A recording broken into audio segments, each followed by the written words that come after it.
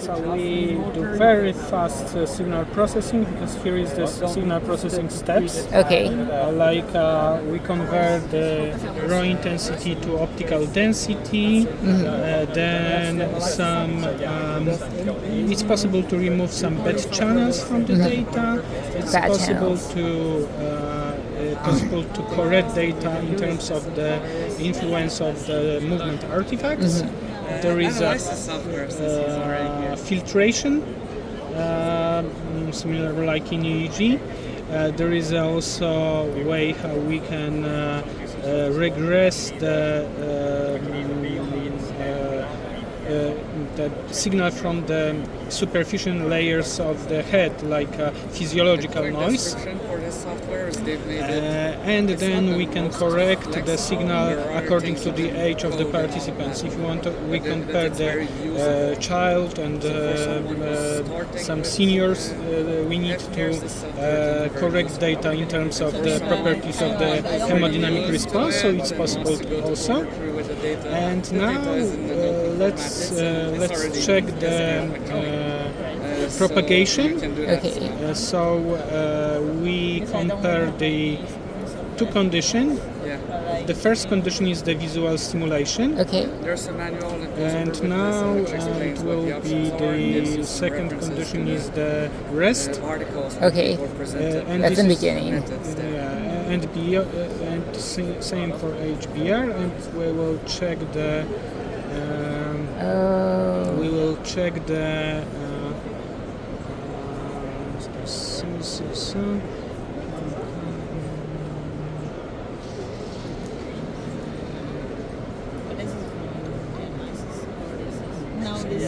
Now they're analyzing the data that they just collected. Yes. So the checkerboard task was 8 minutes, and then there were triggers at the beginning of the onset of the checkerboards, and then trigger at the onset of the blank gray period. Let's say. But this is directly analysis of the software is just. The software itself is for analysis and is provided for free with the system. So To remove some channels. and they're analyzing his actual data. And there's already a processing tree kind of built into it. You have a few choices you can make about how you analyze, but it's a pretty standard way of analyzing the data. If you want So this is the difference in terms of the activity of the occipital cortex. So, for example, this is the increase in oxyhemoglobin here in first condition, the HBO. But in rest condition, the blue means that deactivation, that there is a weaker signal than in the visual stimulation. And for HBR, there is an opposite effect. So when we observe the increase in oxyhemoglobin, there is a decrease in deoxyhemoglobin. And same here. During the rest condition, we have a decrease of oxyhemoglobin, but increase of deoxyhemoglobin. So it shows you the effect of visual stimulation on your occipital. So visual stimulation increases deoxyhemoglobin. So the visual stimulation increase oxyhemoglobin. Oxyhemoglobin. We get more oxygen. And decrease. We need the scale more. is not the same. Please note the scale is not the same on those two. So actually, the increase is about equivalent to the decrease. Yeah. Oh, interesting. So Wow. if our brain needs more oxygen, it means that it's more active. The brain structure is more active, but in the same time, it needs to push out the deoxyhemoglobin, which is not needed anymore. Yeah, so the reverse situation is during the rest condition. So there is after this increase, we have a decrease during the rest, and there is an increase of the deoxyhemoglobin in the rest condition. HBR is deoxyhemoglobin. HBR is deoxyhemoglobin. Deoxyhemoglobin. Why is it called HBR? It's a reduction. Reduction. Oh, R is reduction. Okay. Oxygen reduction. So it's So it's just show you that your brain, your visual cortex consume more oxygen during the visual stimulation than in the rest condition. Okay, cool. So it's quite easy to get the results from the beginning. I mean, from the registration up to to see the results using this software, because it's just a few parameters that you need to adjust and see the results. Of course, you can see these results, for example, channel by channel, like. Oh wow! Here you can see that there is S9, like D10. different patterns. The mean and the standard deviation for the both condition, they are like opposite to each other on the different channels, so like this, for example. So you can analyze this channel by channel, or you can also check the signal quality or remove some part of the signal using a time series here, or if you like, you can check the special representation of these results on the 3D models, and the same things you can do on the group level. So if you take a few, I mean the group of people from your experiment, you can process all of them in the same way in the software to see the aggregated results for different conditions. So how you feel with? I feel fine. Yeah, it's not you don't see.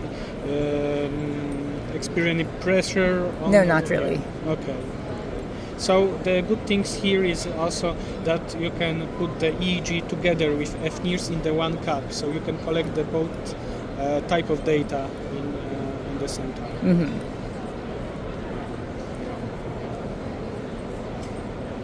And also the nice feature is that you can it's quite resistant for the movement artifacts. So even if you go somewhere with the device, with the cap, it's still be recording your brain activity, and the movement artifacts can be corrected after using the information from the accelerometer and gyroscope.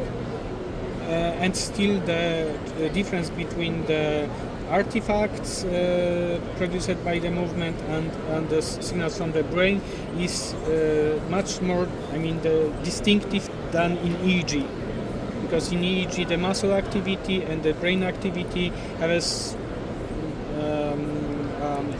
many similarities. In FNIRS it's something that's much easier to remove from the data. Oh, artifacts, you mean? Yeah. BEG, there's like mouth chewing artifacts and whatever.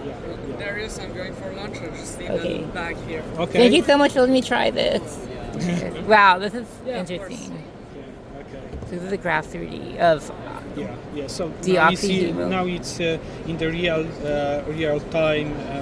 So it's like the blue one is the decrease of the oxyhemoglobin, because now we are on. We're HBO, so blue is decreased hemoglobin. So there is a decrease in the frontal area. Let's see what's happened. Here Motor is also in cortex. motor cortex. Some decrease here. Now some increase. So of course it's in a real time. So without any particular task, but it works like this. And the good thing is that the correlation between the results from the FNIRS and fMRI is quite high. So people even take the paradigms from MRI and reproduce them in FNIRS without a big modification, because it's the both methods based on the hemodynamic response. So also the methodology, the way how we create experiments are very, very similar.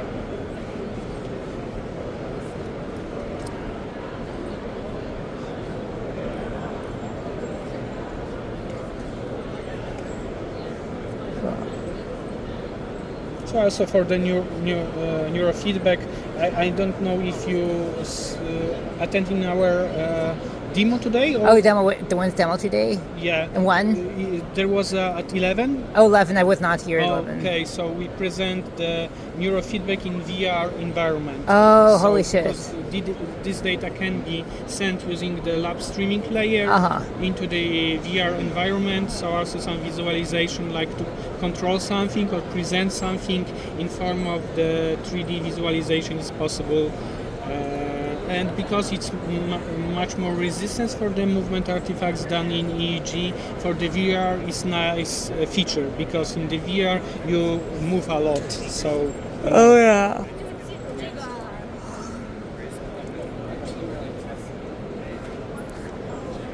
Will the 11 o'clock talk be recorded or will it happen again?